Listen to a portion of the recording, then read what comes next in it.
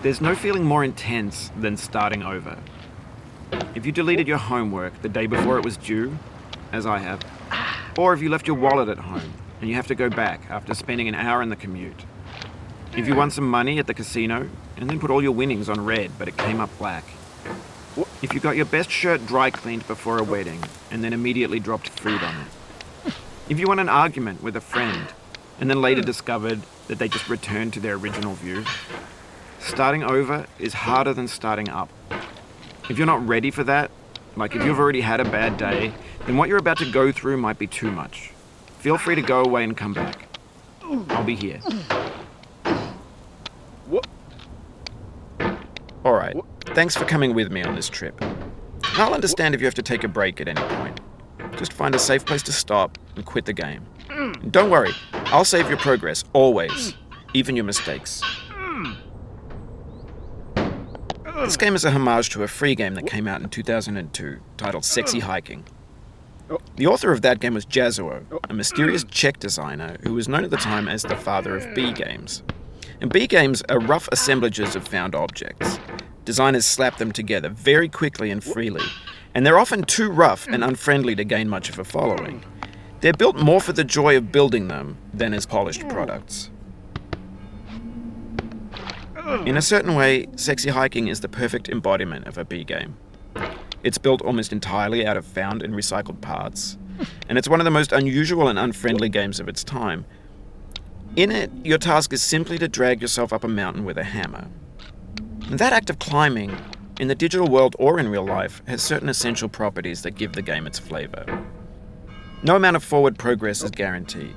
Some cliffs are too sheer or too slippery. And the player is constantly, unremittingly in danger of falling and losing everything.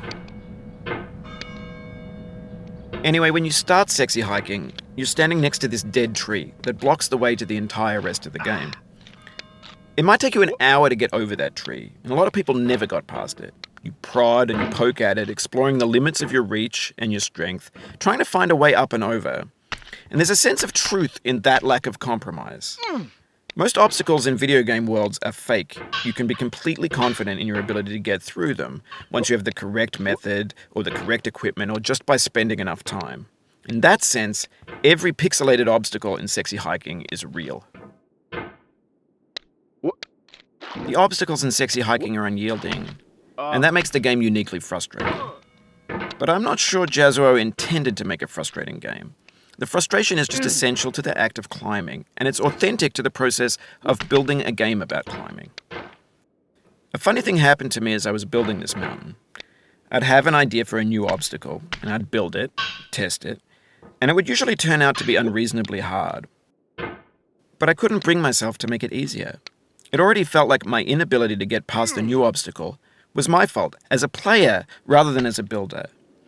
Imaginary mountains build themselves from our efforts to climb them, and it's our repeated attempts to reach the summit that turns those mountains into something real.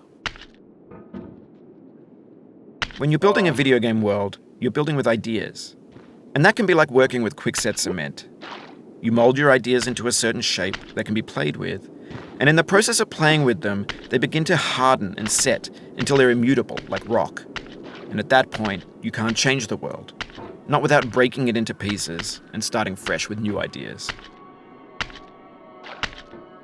For years now, people have been predicting that games would soon be made out of prefabricated objects, bought in a store and assembled into a world.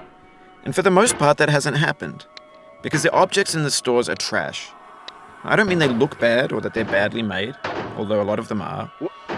I mean they're trash in the way that food becomes trash as soon as you put it in the sink. Things are made to be consumed and used in a certain context, and once the moment is gone, they transform into garbage. In the context of technology, those moments pass by in seconds. Over time,